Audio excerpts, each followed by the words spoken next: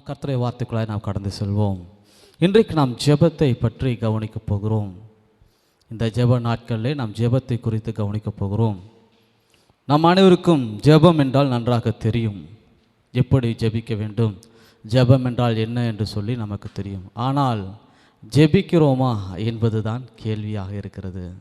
நமக்கு ஜெபத்தை பற்றியெல்லாம் நன்றாக தெரியும். நான் ஜெபிப்பேன், எனக்காக அவர்கள் ஜெபிப்பார்கள், எனக்காக இவர்கள் ஜெபிப்பார்கள், என்னுடைய தேவைகள் சந்திக்கப்பட அந்த போதகத்தில் செல்வேன், இந்த போதகத்தில் செல்வேன், எனக்கு அவரை தெரியும், நான் அவர்கிட்ட போய் ஜெபிப்பேன், எனக்கு இவரை தெரியும், நான் இவர்கிட்ட போய் ஜெபிப்பேன்னு சொல்லி நிறையா பக்கம் போகிறோம். இப்போ அது ஒரு பழக்கம் ஆயிடுச்சு பாருங்கள். எல்லாருமே ஜெபிக்கிறோம்னா மத்தேயு 6:6 சொல்லுகிறபடி நாம் ஆண்டவருடைய சமூகத்திலே நாம் சென்று ஜெபிக்கிற நேரம் குறைந்து விட்டது. மாறாக நமக்காக ஜெபிக்கும்படி ஒரு போதகரையோ ஒரு ஊழியக்காரரையோ நாடி செல்கிற ஒரு பழக்கமாகிவிட்டது. ஆனால் பாருங்கள், ஆண்டவர் வேதத்திலே ஜெபிக்கும்படி அநேக வசனங்களை நமக்கு சொல்லியிருக்கிறார். கேளுங்கள், அப்பொழுது உங்களுக்கு கொடுக்கப்படும், என்னை நோக்கி கூப்பிடு, என் நாமத்தினால எவைகளை கேட்பீர்களோ இப்படி என்று சொல்லி, ஆபத்து காலத்தில் என்னை நோக்கி கூப்பிடு என்று சொல்லி அநேக வார்த்தைகளை அநேக வசனங்களை ஆண்டவர் நமக்கு வேதத்தில் கொடுத்திருக்கிறார். எல்லாம் எதை குறிக்கிறது, எதை காண்பிக்கிறது என்று சொல்லி பார்ப்போமானால், ஆண்டவர் சொல்லியிருக்கிறார், என்னிடத்திலே வாருங்கள், என்னிடத்திலே பேசுங்கள், என்னிடத்திலே நேரத்தை செலவிடுங்கள் என்று சொல்லி ஆண்டவர் சொல்லுகிறார். ஆனால் நாம் என்ன செய்கிறோம்? ஆண்டவருடைய சமூகத்தில் நேரத்தை செலவிடுவதை தவிர்த்து விட்டு மற்ற காரியங்களுக்கு நாம் நேரத்தை செலவிடுகிறவர்களாக இருக்கிறோம். பாருங்கள், ஆண்டவர் எந்த சூழ்நிலையாக இருந்தாலும் சரி, ராக்காலமாக இருந்தாலும் சரி, பகல் நேரமாக இருந்தாலும் சரி, ஆபத்து நேரமாக இருந்தாலும் சரி, சந்தோஷமான நேரமாக இருந்தாலும் சரி, எல்லா சூழ்நிலைகளிலும் நாம் அழைக்கும் பொழுது அவர் நம்முடைய கூப்பிடுதலை கேட்கிறவராக இருக்கிறார். செவி கொடுத்து கேட்டு அவைகளுக்கு செவி மடுத்து பதில் அளிக்கிறவராக இருக்கிறார். ஆனாலும் பாருங்கள், நாம் தேவை வருகிற பொழுது மாத்திரமே அவருடைய சமூகத்தில் சொல்கிறோம். அதுவும் இந்த நாட்களிலே மற்றவர்களை ஜெபிக்க சொல்லிவிடுகிறோம். அதிலும் பதில் கிடைக்கவில்லை என்றால் மாத்திரமே கடைசியாக நாம் எங்கே சொல்கிறோம்? தனியாக நின்று எப்படியாவது ஆண்டவரே இந்த ஒரு காரியத்தை மட்டும் எனக்கு செஞ்சு கொடுங்க என்று சொல்லி நாம் ஜெபிக்கிறோம். ஆனால் பாருங்கள், ஒரு காரியத்தை மாத்திரம் ஆண்டவர் நமக்கு செய்து கொடுக்கிறவர் அல்ல, நம்முடைய வாழ்நாள் முழுவதும் எல்லாவற்றையும் நமக்காக செய்து கொடுக்கிறவர் நம் ஆண்டவர். அவரே நம்மை தாயின் கற்பத்திலே நாம் உட்பவிப்பதற்கு முன்பதாகவே அவரே நம்மை பெயர் சொல்லி அழைத்தவராக இருக்கிறார். யோவான் 1:12 நாம் இப்படியாக வாசிக்கிறோம். நான் வாசிக்கிறேன், என்னோடு கூட இணைந்து கவனியுங்கள். அவருடைய நாமத்தின் மேல் விசுவாசம் உள்ளவர்களாய் அவரை ஏற்றுக்கொண்டவர்கள் எத்தனை பேர்களோ அத்தனை பேர்களும் தேவனுடைய பிள்ளைகளாகும்படி அவர்களுக்கு அதிகாரம் கொடுத்தார். இயேசுவின் நாமத்தின் மேல் விசுவாசம் உள்ளவர்களாய் இயேசுவை ஏற்றுக்கொண்டவர்கள் அத்தனை பேரும் அவருடைய பிள்ளைகளாக இருக்கிறோம். இன்றைக்கும் இந்த செய்தி கேட்டுக்கொண்டிருக்கிற தேவ ஜனமே, நாம் ஆண்டவருடைய பிள்ளைகளாக இருக்கிறோம். நாம் ஆண்டவருடைய பிள்ளைகள் என்று சொல்வோமானால் நாம் ஆண்டவரோடு கூட நேரம் செலவிடுகிறவர்களாக இருக்க வேண்டும். நாம் ஆண்டவரோடு கூட பேசுகிறவர்களாக இருக்க வேண்டும். நாம் ஆண்டவருக்கு என்று சொல்லி குறிப்பிட்ட காலத்தையும் நேரத்தையும் கொடுக்கிறோமா என்று சொல்லி பார்ப்போமானால் அதுவே இந்த நாளுடைய கேள்விக்குறியாக இருக்கிறது. நமக்கு யாரை வேண்டுமானாலும் தெரிந்திருக்கலாம், ஆனால் நாம் அதிகமாக தெரிந்து வைத்திருக்க வேண்டிய நபர் நம் ஆண்டவராக இயேசு. அவருக்கும் நம்மை பற்றி தெரிந்திருக்க வேண்டும். பாருங்கள், நம்முடைய பிள்ளைகள் நம்மோடு கூட பேசுவது தவறா? நாம் பெற்றெடுத்த பிள்ளைகள் நம்மோடு கூட பேசுவது தவறா? நம்முடைய பிள்ளைகள் நம்மிடத்தில் தான் பேச வேண்டும். நம்மிடத்தில் பேசாமல் இருக்கும்போது அது தவறு என்று தான் நாம் சொல்வோம். அதுபோல தான் நாமும் கூட ஜெபிக்காமல் இருக்கிற பொழுது அது தவறு. நாம் ஆண்டவருடைய சமூகத்திலே ஆண்டவரிடத்தில் பேச வேண்டும். நம்முடைய தகப்பனாய் நம்முடைய ஆண்டவர் இருக்கிறபடினாலே அவரிடத்தில் நிச்சயமாய் நாம் பேச வேண்டும். அவருடைய சமூகத்தில் நாம் நேரத்தை செலவிடுகிறவர்களாக இருக்க வேண்டும். நாம் பேசாமல் இருக்கும் பொழுது அது தவறு. ஆகவே நாம் ஆண்டவருடைய சமூகத்திலே நேரத்தை செலவிட வேண்டும், ஆண்டவரோடு கூட பேச வேண்டும், ஆண்டவரோடு கூட உறவாட வேண்டும் என்பதையே ஆண்டவரும் விரும்புகிறார். ஆகவே தான் வேதத்திலே அநேக வார்த்தைகளை இப்படியாக சொல்லியிருக்கிறார். என்னை நோக்கி கூப்பிடு, என்னிடத்தில் வாருங்கள், என் நாமத்தை பயன்படுத்துங்கள் என்று சொல்லியிருக்கிறார். இன்றைக்கு ஆண்டவருடைய சமூகத்தில் சென்று ஜெபிக்கிற ஜெப முறைகளிலே ஒரு ஜெப முறையை மாத்திரம் இன்றைக்கு நாம் வேகமாக தியானித்து கடந்து செல்ல போகிறோம். நீதிமொழிகள் 8:17 நேராக வேதத்தை திருப்பிக் கொள்வோம். இந்த வசனத்துடைய பிற்பகுதி இப்படியாக சொல்லுகிறது. அதிகாலையில் என்னை தேடுகிறவன் என்னை கண்டடைகிறான். கர்த்தருடைய வார்த்தையை சொல்லுகிறது, அதிகாலையில் நாம் தேடுகிறவர்களாக இருக்க வேண்டும் என்று சொல்லி. நாம் ஆண்டவரை தேடுகிறவர்களாக இருக்க வேண்டும். இந்த வார்த்தையை எப்படியாக சொல்லலாம்? அதிகாலையில் ஆண்டவரை தேட வேண்டும், அல்லது தனிமையில் ஆண்டவரை தேட வேண்டும். அதிகாலை ஜெபம் செய்கிறவர்களாக இருக்க வேண்டும், அல்லது தனிமையிலே தனி ஜெபம் செய்கிறவர்களாய் நாம் இருக்க வேண்டும் என்று சொல்லி நாம் பார்க்கிறோம். வேதத்திலே அதிகாலையிலே எழுந்து ஜெபித்த தனித்து ஆண்டோட பாத்தில் அமர்ந்திருந்து ஜெபித்த 2 நபர்களை குறித்து இன்றைக்கு நாம் தியானிக்க போகிறோம். முதலாவதாக யாத்திராகமம் 34வது அதிகாரத்துக்கு நேராக நம்முடைய வேதாகமத்தை திருப்பிக் கொள்வோம். இங்கே ஒரு மனிதரை குறித்து நாம் பார்க்க போகிறோம். பழைய ஏற்பாட்டிலே அவருடைய பெயரை சொன்னால் தெரியாத நபரே கிடையாது.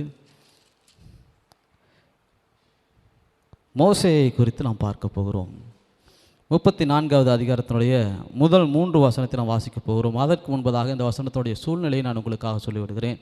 முதலாவது, இஸ்ரவேல் ஜனங்களை எகிப்து தேசத்திலிருந்து மோசே அழைத்து வருகிறார், வனாந்தரத்தில் அழைத்து வருகிறார். அழைத்து வந்த பிறகு சீனாய் மலையிலே ஆண்டவர் அவரை அழைக்கிற மோசையை அழைத்து, நான் ஜனங்களை நீ நடத்த வேண்டிய வழியை உனக்கு காண்பிக்கும்படியாக காரியங்களை கற்றுக் கொடுக்கிறேன் என்று சொல்லி சீனாய் மலைக்கு அழைக்கிறார்.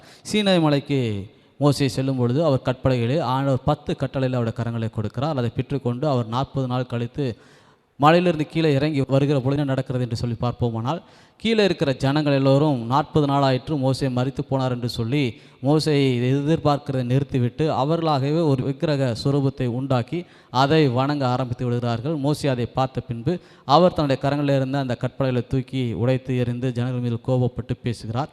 பிறகு ஜனங்களுக்காக பரிந்து பேசி அவருடைய பாவங்களை மன்னிக்க முடியாத தேவ சமூகத்தில் பரிந்து பேசி ஜெபித்து விட்டு அவர் இருக்கிற பொழுது மீண்டுமாய் ஆண்டவர் மோசேயை அழைக்கிறார்.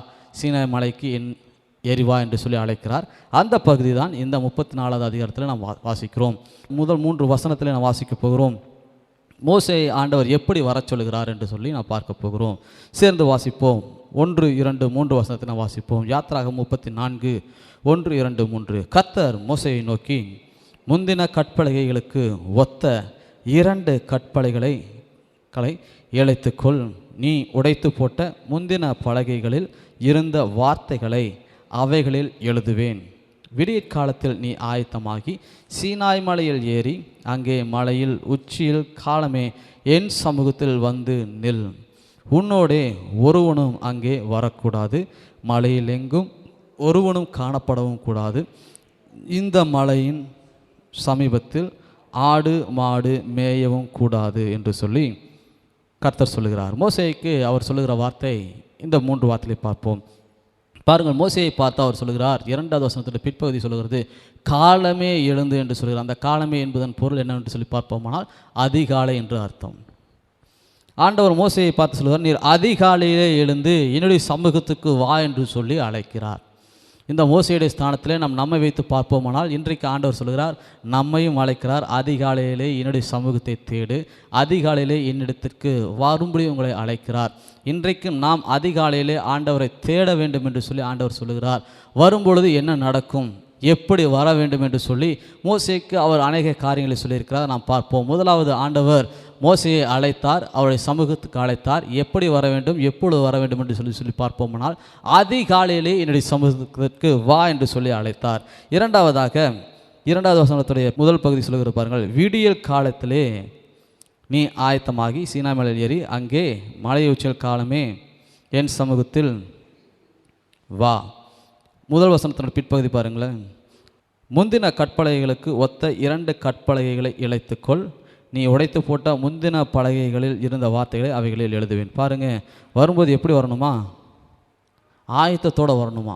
நான் உங்கள்கிட்ட பேசுவேன், நான் உனக்கு கற்பனைகளை எழுதி கொடுக்க போகிறேன், அதுக்கு ஆயத்தமாக வரணும்.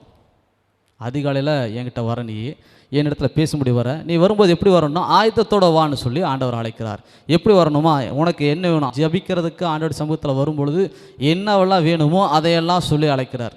அதையெல்லாம் சொல்லி மோசே அழைக்கிறார். நீ என் சமூகத்துக்கு வரப்போகிற, நான் உனக்கு கற்பனைகளை கொடுக்க போகிறேன். நீ வரும்போது எப்படி வரணும், ஆயத்தத்தோடு வரணும்.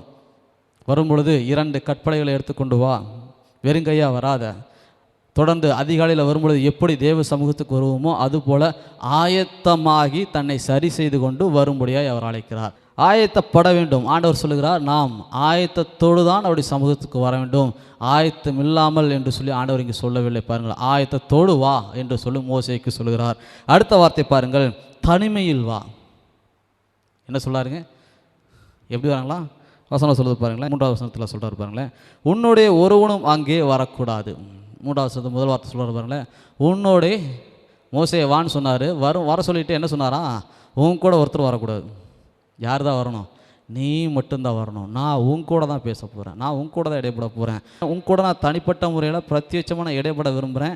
நீ என் பிள்ளை, நான் உன் கூட பேசணும், நீ என் கூட பேசணும். அதற்காக தான் உன்னை நான் அழைச்சிருக்கிறேன். அதனால் இந்த நேரத்தில் நீ எப்படி வரணும்? நீ மட்டும் தனியாவா, நீ மட்டும் தனியாவா, வேறு யாரையும் என்ன பண்ணக்கூடாது, கூட்டிகிட்டு வரக்கூடாதுன்னு சொல்லுவார். அடுத்து இன்னொரு நிபந்தனை கூட சொல்லுவார் பாருங்களேன், யாரும் கூட வரக்கூடாது. அதுக்கு இன்னொரு சொல்கிறாங்களே, இந்த 3வது வசனம் பிற்பகுதி சொல்ல பாருங்களேன், ஒருவரும் காணப்படவும் கூடாது, இந்த மலையின் சமீபத்தில் ஆடு மாடு மேயவும் கூடாது. எப்படிங்களா? நீ வரும்பொழுது என்ன பண்ணிட்டு வரணுமா? அந்த மலையை சுற்றி காவல் வச்சு யாரும், மனுஷன் இல்லை மிருகங்கள் கூட வரக்கூடாதான், மிருகங்கள் கூட வரக்கூடாது. ஏன் அப்படின்னா, ஜெபிச்சுட்டு இருக்கும்போது அல்லது ஆண்டோட்ட பேசிட்டு இருக்கும்போது ஆடோ மாடோ கத்தி தொந்தரவு பண்ணிடக்கூடாது. அதில் அங்கங்கே கிராஸ் பண்ணிச்சு வச்சுங்களேன், அதை பார்த்து நம்ம உட்காந்துட்டு பாருங்களேன். ஜெபம் பண்ணும்போது கண்ணை திறந்து ஜெபம் பண்ணியிருக்கீங்களா? நீங்கள் ஜெபம் பண்ணும்போது ஒரு 2 பள்ளி மட்டும் கிராஸ் ஆச்சுன்னு வச்சுங்களேன், நீங்கள் ஜெபம் பண்ணுவீங்க? உங்களுடைய அனுபவத்தை நீங்கள் யோசிச்சு பாருங்கள். 2 பள்ளி போச்சுன்னா போதும், ஜெபம் பண்ணுவோம். ஸ்தோத்திரம் ஆண்டவரே, ஸ்தோத்திரம் ஆண்டவரே, ஸ்தோத்திரம் ஆண்டவரே, ஸ்தோத்திரம் ஸ்தோத்திரம் ஸ்தோத்திரம், அப்படி ஜெபம் பண்ணும் பாருங்கள். ஏன் அப்படின்னா, நம்மளோட பார்வை, நம்மளோட கவனம் என்னது, டைவர்ட் ஆகிடுது. அப்படி டைவர்ட் ஆகாமல் ஆண்டோடைய சமூகத்தில் நம்ம அமர்ந்து ஜெபிக்க வேண்டும் என்று சொல்லி தான் ஆண்டவர் மோசே இடத்துல சொல்கிறார், நீ வருகிற பொழுது உன்னுடைய ஒருவனும் அங்கே வரக்கூடாது, மலையிலெங்கும் ஒருவனும் காணப்படவும் கூடாது, இந்த மலையின் சமீபத்தில் ஆடு மாடு மேயவும் கூடாது அப்படின்னு சொல்லிட்டார். வரும்போது நீ இப்படித்தாப்பா வரணும், வரும்போது நீ இப்படித்தான் வரணும்னு சொல்லி ஆண்டவர் அழைச்சிட்டார். அதுக்கப்புறம் மோசே என்ன பண்ணாருன்னு பார்ப்பாங்களா? மோசே 4வது வசனத்தில் வாசிப்போங்களேன், 4வது வசனத்தை வாசிப்போம். அப்பொழுது மோசே எப்படி ஆயத்தமாகி எப்படி போகிறாருன்னு சொல்லி வாசிப்போம் பாருங்களேன்.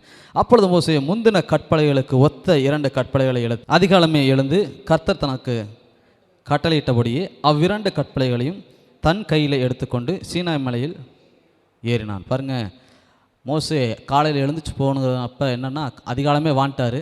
அப்போ காலையில் எழுந்திரிச்சு உட்காந்து அந்த கல்லை செதுக்கிட்டு உட்காரல பாருங்கள். அதிகாலையில் போகணும் அப்படின்னா அதுக்கு முந்தின நாளே அதற்கு தன்னை ஆயத்தப்படுத்தி கொண்டார். அதற்கு முந்தின இரவே காலையில் நான் ஆண்டோட சமூகத்துக்கு போகும்பொழுது கற்பலைகளை நான் எடுத்துக்கொண்டு செல்ல வேண்டும், நான் அவையில் எடுத்துக்கொண்டு தான் ஆண்டோட சமூகத்தில் சென்று பேச வேண்டும். நான் ஒரு ஆயத்தத்தோடு அவரிடத்தில் எதிர்பார்க்கிற, அவரிடத்தில் சொல்லியிருக்கிற காரியத்தின்படி வார்த்தைகளின்படியாக நான் கீழ்ப்படிந்து ஆயத்தத்தோடு கூட செல்ல வேண்டும் என்று சொல்லி மோசே முந்தின இரவே தன்னை ஆயத்தப்படுத்தி கொண்டார். நாம் காலையில் எழுந்திரிச்சு தான் பாருங்கள் சுடுதண்ணி காய வைப்போம். காலையில் எழுந்திரிச்சு தான் என்ன பண்ணுவோம், அலாரத்தெல்லாம் தட்டிகிட்டு இருப்போம். காலையில் எழுந்திரிச்சு என்ன பண்ணுவோம், ஆயத்தம் இல்லாமல் ஆயத்தமாக எழுந்திரிச்சு ஆயத்தமாகிறதுக்கு குறிப்பிட்ட நேரத்தை செலவிட்டுறோம், ரொம்ப டைம் பண்ணிடுவோம் பாருங்கள். ஆனால் பாருங்கள், மோசே என்ன பண்ணார், ஆண்டவர் சொன்ன வார்த்தையை கேட்டு முந்தின இரவே எல்லாவற்றையும் ஆயத்தம் செய்து ஆயத்தமாகி அதிகாலமே எழுந்து ஆண்டோட சமூகத்துக்கு நேராக போயிட்டாராம். அப்போ என்ன அப்படின்னா, மோசே என்ன பண்ணுறாருன்னா இரவே ஆயத்தம் ஆகிட்டார். 2வது, இரவே ஆயத்தமானவர் தனக்கு போகும்பொழுது, ஆண்டோட சமூகத்துக்கு போகும்பொழுது, ஆண்டோட சமூகத்தில் நிற்கும் பொழுது என்னவெல்லாம் வேணுமோ அதெல்லாம் ஆயத்தம் செய்து அதற்கு ப்ரிப்பராக ஆண்டோட சமூகத்தை போய் நிற்கிறார் பாருங்களேன். அடுத்தது பாருங்கள், எதிர்பார்ப்போட போகிறார். நாம் எங்கே போகிறோம், ஆண்டோடைய சமூகத்துக்கு போகிறேன், தேவனுடைய சமூகத்துக்கு நேராக போய் நிற்கிறேன். அங்கே யார் பேசுவா, ஆண்டவர் பேசுவார். நான் ஆண்டவருடைய சத்தத்தை கேட்க போகிறேன், ஆண்டவர் என்னோடு கூட பேச போகிறார், நானும் அவரோடு கூட பேச போகிறேன் என்கிற எதிர்பார்ப்போடு கூட அவர் காலையிலே ஜெபிக்கும்படி மலைக்கு செல்கிறார். மீண்டும் தொடர்ந்து வாசிப்போம். 5, 6, 7 வசனங்களை நாம் வேகமாக வாசிப்போம். ஆண்டவர் என்ன செய்தார், எப்படி பேசினார் என்று சொல்லி நாம் பார்க்க போகிறோம். கர்த்தர் ஒரு மேகத்தில் இறங்கி அங்கே அவன் அருகே நின்று கர்த்தருடைய நாமத்தை கூறினார். 6வது வசனம், கர்த்தர் அவனுக்கு முன்பாக கடந்து போகிற போது அவர் கர்த்தர் இரக்கமும் கிருபையும் நீடிய சாந்தமும் மகா தயையும் சத்தியமும் உள்ள தேவன், 1000 தலைமுறைகளுக்கு இரக்கத்தை காக்கிறவர், அக்கிரமத்தையும் மீறுதல்களையும் பாவத்தையும் மன்னிக்கிறவர், குற்றவாளியை குற்றமற்றவனாக விடாமல் பிதாக்கள் செய்த அக்கிரமத்தை பிள்ளைகளிடத்திலும் பிள்ளைகளுடைய பிள்ளைகளிடத்திலும் 3ஆம் 4ஆம் தலைமுறை மட்டும் விசாரிக்கிறவர் என்று கூறினார். அல்லேலூயா. பாருங்கள், மோசேயோட ஆண்டவர் பேசும்படி வருகிறார். மோசே போன உடனே ஆண்டவர் சும்மா இருந்தாரா, வந்து வெயிட் பண்ணுன்னு சொன்னாரான்னு பார்த்தீங்கன்னா இல்லவே இல்லை. பாருங்கள் என்ன நடந்துச்சு, 5ஆம் வசனம் சொல்லி பாருங்களேன். கர்த்தர் ஒரு மேகத்தில் இறங்கி அங்கே அவன் அருகே வந்து நின்னாராம். அங்கே அவன் அருகே வந்து நின்னாராம். மோசே வந்த உடனே இவ்வளோ நேரம் வெயிட் பண்ணாரான்னு தெரியல. ஆனால் பாருங்கள், மோசே போன உடனே ஆண்டவர் வந்துட்டார். மோசே எப்போ வருவான்னு சொல்லி ஆண்டவரும் காத்திருந்தார். மோசே வருவானா வருவானா, நான் சொன்ன மாதிரி ஆயத்தத்தோடு வருவான்னு சொல்லி ஆண்டவர் ஒரு எதிர்பார்ப்போடு கூட காத்திருந்தார். மோசே வந்த பிறகு மோசே வந்துட்டான்னு சொல்லி தெரிஞ்ச உடனே ஆண்டவர் வந்துட்டார். உடனே வந்துட்டார். வந்தவர் மோசையோடு கூட பேசுகிறார். எப்படி பேசுகிறார்னா, அவர் தன்னை வெளிப்படுத்தி காண்பிக்கிறார். நான் யார், ஆண்டவர் நான் யார் என்று சொல்லி அவரை பற்றி வெளிப்படுத்தி காண்பிக்கிறார். அதுதான் பாருங்கள், 6வது வசனத்தை வாசிக்கிறோம். கர்த்தர் அவருக்கு முன்பாக கடந்து போகிற போது அவர் சொல்லுகிறார், கர்த்தர் சொல்லுகிறார், நான் அவருடைய குணாதிசயங்களை சொல்லுகிறார். அவரை பற்றி சொல்லுகிறார், கர்த்தர் நான் இரக்கமுள்ளவர், நான் கிருபையுள்ளவராய் இருக்கிறேன், நான் நீடிய சாந்தம் உள்ளவராய் இருக்கிறேன், நான் மகா தயையுள்ளவராய் இருக்கிறேன், நான் சத்தியமுள்ள தேவன், 1000 தலைமுறைக்கும் இரக்கத்தை காக்கிறவராய் நான் இருக்கிறேன், அக்கிரமத்தையும் மீறுதல்களையும் பாவத்தையும் மன்னிக்கிறவராய் நான் இருக்கிறேன், குற்றவாளிகளை குற்றமற்றவனாக விடாமல் பிதாக்கள் செய்த அக்கிரமத்தை பிள்ளைகளிடத்திலும் பிள்ளைகளுடைய பிள்ளைகளிடத்திலும் 3ஆம் 4ஆம் தலைமுறை மட்டும் விசாரிக்கிறவராக நான் இருக்கிறேன் என்று சொல்லி ஆண்டவர் தன்னை வெளிப்படுத்தி காண்பிக்கிறார். ஆண்டவர் இவ்வளவு காரியங்களை மோசே இடத்துல சொல்ல வேண்டும் என்கிற அவசியம் இல்லை. ஆனால் பாருங்கள், அதிகாலையிலே தனித்து ஆண்டவருடைய சமூகத்தில் சென்று மோசே ஜெபித்த பொழுது ஆண்டவர் தன்னை பற்றி முழுவதுமாய் மோசேக்கு தன்னை வெளிப்படுத்தி காண்பிக்கிறார். அதிகாலையிலே ஆண்டவருடைய சமூகத்தில் சென்று நாம் ஜெபிக்கிற பொழுது ஆண்டவர் நம்மோடு கூட பேசுகிறவராக இருக்கிறார். ஆண்டவருடைய இருதயத்தை நாம் அறிந்து கொள்ள முடியும். அவர் நமக்கு தன்னை வெளிப்படுத்தி காண்பிக்கிறவராக இருக்கிறார். இல்லை, நான் அதிகாலையில் எழுந்து ஜெபிக்கிற பொழுது என்னோடு யாரும் பேசுவது கிடையாது, அப்படிப்பட்ட எனக்கு அனுபவம் கிடையாது என்று சொல்லி நீங்கள் ஒருவேளை நீங்கள் எதிர்பார்த்து காத்திருப்பீர்களானால், நான் இன்றைக்கு சொல்கிறேன், நீங்கள் ஆயத்தத்தோடு எதிர்பார்ப்போடு கூட அதிகாலையில் ஆண்டவருடைய சமூகத்தில் வந்து நில்லுங்கள். நிச்சயமாக ஆண்டவர் உங்களோடு கூட பேசுவார். நிச்சயமாக ஆண்டவர் தன்னை உங்களுக்கு வெளிப்படுத்தி காண்பிப்பார். காரணம், அவர் பேசாத கல்லோ மண்ணோ மரமோ அல்லவே அல்ல. அவர் இன்றைக்கும் ஜீவிக்கிறவராக இருக்கிறார். இன்றைக்கு நம்மத்திலே அற்புதங்களை செய்கிறவராக இருக்கிறார். இன்றைக்கு நம்மத்திலே அதிசயங்களை செய்கிறவராக இருக்கிறார். இன்றைக்கு உங்களுக்காக யாவையும் செய்கிறவராய் அவர் இருக்கிறார். பாருங்கள், பழைய ஏற்பாட்டிலே மோசேயை குறித்து வாசித்தோம். புதிய ஏற்பாட்டிலே நாம் இயேசுவை குறித்து நாம் வாசிக்க போகிறோம். மார்க்கு 1வது அதிகாரத்துக்கு நேராக உங்களுடைய வேதத்தை திருப்பிக் கொள்ளுங்கள். மார்க்கு 1வது அதிகாரத்திலும் கூட பார்க்கிறோம். 35வது வசனம் இப்படியாக சொல்லுகிறது, அவர் அதிகாலையில் இருட்டோடு எழுந்து புறப்பட்டு வனாந்தரமான ஒரு இடத்திற்கு அங்கே ஜெபம் பண்ணினார்.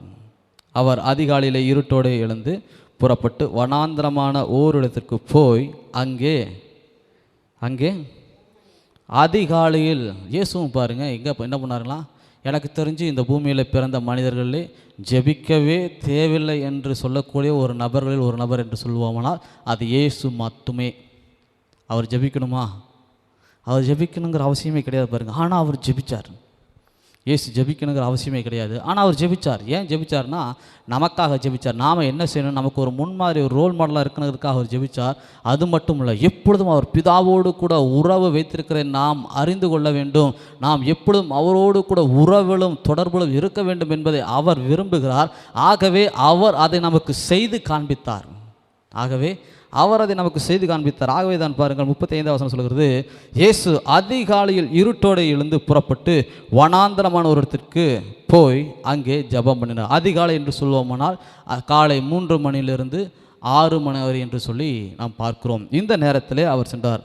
3 மணி நேரம் அதிகாலை என்று சொல்லுகிறோம். அதில் ஆண்டவர் அதிகாலை என்று சொல்லி எந்த நேரம் என்று சொல்லி இதில் சரியாக கூறப்படுகிறது. ஆனால் அதிகாலை இப்படிப்பட்ட வேளையில் அவர் சென்று ஜெபித்தார்.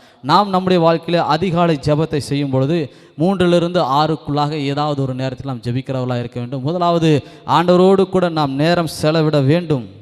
அதிகாலையில் அவருடைய சமூகத்துக்கு செல்ல வேண்டும். மோசையோடு கூட பேசின ஆண்டவர் இன்றைக்கு நம்மோடு கூட பேசுகிறவராக இருக்கிறார். இயேசுக்கு என்னங்க, அவர் தேவகுமாரன், அவருக்கு ஒரு வேலையும் இல்லை, அதனால அதிகாலையில் எழுந்திரிச்சு வந்தார்னு சொல்லி நம்ம நினைக்கிறோம். இல்லை பாருங்கள், இந்த 1வது அதிகாரத்தில் பிற்பதில் நீங்கள் வாட்சி பார்த்தீங்கன்னா அந்த இடத்துல ஆண்டவர் நிறையா அற்புதங்களை செஞ்சுருப்பார். நிறையா அற்புதங்களை, நிறைய மிராக்கள் நடந்திருக்கும். அத்தனை மிராக்களும் முடிச்சுட்டு எல்லாமே நைட்டு அதில் செஞ்சுருப்பார். மதியம் இரவு அற்புதங்களை செஞ்சுட்டு இரவு வந்து படுத்திருப்பார். அதிகாலையில் உடனே எதிர்ச்சிட்டார். அப்போ எவ்வளோ நேரம் தூங்கினார்னு தெரியல.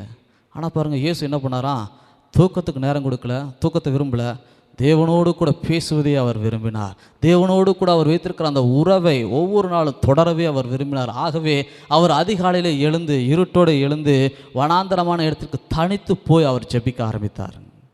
இன்றைக்கு நாமும் கூட அப்படியாக ஜெபிக்கிற பொழுது நம்முடைய வாழ்க்கையிலும் கூட மாற்றங்கள் வரும். இன்றைக்கு நம்முடைய வாழ்க்கையில் அநேக தேவைகள், விருப்பங்கள், எதிர்பார்ப்புகள் எல்லாம் உண்டு.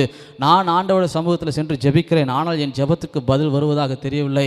நான் பேசுகிறேன், ஆனால் நான் ஆண்டவருடைய சத்தத்தை இதுவரை கேட்டதில்லை. இப்படியாக அநேக கேள்விகள், அநேக சந்தேகங்கள் உண்டு.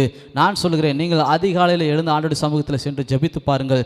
நிச்சயமாக ஆண்டவர் உங்களோடு கூட பேசுவார். மோசையோடு கூட பேசின ஆண்டவர் உங்களோடும் பேசுவார். மோசையோடு கூட இடைப்பட்ட ஆண்டவர் உங்களோடும் உங்கள் மத்தியில் இடைபடுவார். மோசே மாத்திரம் முதன்மையானவர், முக்கியமானவர். நாம் அப்படி அல்ல என்று சொல்லி வேதம் கூறவில்லை. மோசேயை காட்டிலும் அவர் நம்மை அதிகமாக நேசித்திருக்கிறார். காரணம், ஆண்டவர் மோசேய்க்காக ரத்தம் சிந்தவில்லை, நமக்காகவே ரத்தம் சிந்தினார்.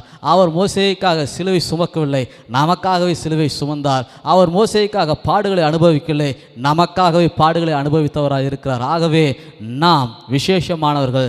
நாம் ஆண்டவரோடு கூட தனித்து நேரத்தை செலவிடுகிற பொழுது, அதிகாலையில் அவருடைய சமூகத்துக்கு நாம் செல்கிற பொழுது ஆண்டவர் நம்மோடு கூட நிச்சயமாய் பேசுவார், நம்மோடு கூட இடைப்படுவார். நடந்த ஒரு சம்பவத்தை சொல்லி நான் இன்றைக்கு உங்களுக்காக நான் ஜெபிக்க போகிறேன். ஆப்ரஹாம் லிங்கன் என்கிற ஒரு மனிதர் உண்டு. அவர் அமெரிக்காவினுடைய இரும்பு மனிதர் என்று சொல்லி அவரை குறித்து சொல்வார்கள். காரணம், அவர்தான் அமெரிக்க நாடு விடுதலை அடைந்த பின்பு அந்த நாட்டுடைய சட்ட திட்டங்களை இயற்றியவர் அவர்தான். அந்த நாட்டினுடைய குற்றங்களை கட்டுப்படுத்தவும், அந்த நாட்டை சரியான முறையில் ஆட்சி செய்யவும், அதற்கு சரியான வழிமுறைகளை வகுத்து சட்டத்திட்டங்களை வகுத்து கொடுத்தவர் ஆபிரகாம் லிங்கன். இவர் ஒவ்வொரு நாளும் அநேக கூட்டத்தில் சென்று அநேக இடத்துல பேசுகிறவராக இருப்பார். எப்பொழுதும் பிஸியான ஒரு நபராக இருப்பார்.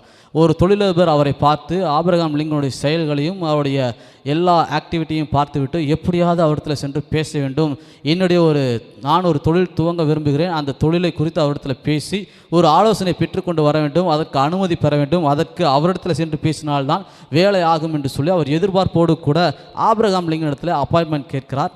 ஆனால் அப்பாயின்மெண்ட் நிராகரிக்கப்படுகிறது. மீண்டுமாய் முயற்சி செய்கிறார், பதில் எதுவும் வரவில்லை. திடீரென்று ஒரு நாள் அவருக்கு பதில் வருகிறது. உங்களுக்கு ஆபிரகாம் லிங்கன் இடத்துல அப்பாயின்மெண்ட் கிடைத்திருக்கிறது, காலையிலே 4 மணிக்கு வந்து விடுங்கள் என்று சொல்லியிருக்கிறார்கள். காலையில் 4 மணிக்கா? டைமை கேட்டு அவர் ஆச்சரியப்பட்டார். அவர் 4 மணிக்கு எதிர்ச்சிருவாரா? அப்போ முதல்ல நம்மளே தான் அவர் பாப்பார் போல இருக்குன்னு சொல்லிட்டு இந்த தொழிலதிபர் என்ன பண்ணாராம், எதிர்பார்ப்போட எப்படியாவது தன்னுடைய பிஸ்னஸ் டெவலப் பண்ணணும், எப்படியாவது தன் வாழ்க்கையில் முன்னேறணும், பிஸ்னஸ் டெவலப் ஆச்சுன்னா நல்லா வருமானம் பார்க்க முடியும், நல்ல வருமானம் வந்தால் குடும்பம் நல்லாயிருக்கும், குடும்பம் நல்லா இருந்தால் நான் நல்லா இருப்பேன், நான் நல்லா இருந்தால் என் சந்ததியே நல்லாயிருக்கும் அப்படி சொல்லி ஒரு பெரிய கனவுகளோடு ஒரு எதிர்பார்ப்புகளோடு கூட ஆபிரகாம் லிங்கனை பார்க்கறதுக்கு அவர் வந்தாராம்.